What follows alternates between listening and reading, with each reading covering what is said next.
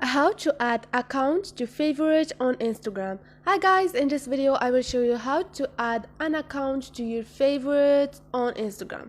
So basically we always add posts to my favorite music effect, but this time I'm gonna show you how to add account to your favorite. It's so easy and quick, so let's jump in. First thing, go to your Instagram.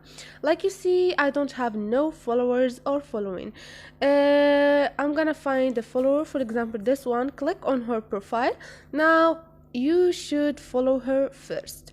Now click on following and click on add to favorite, and this is it. You can remove her from my favorite. I can remove her from my favorite by click again on remove from my favorite. So, and this is it. So this is it guys, hope this video was helpful to you, and if you like the video don't forget to subscribe and like.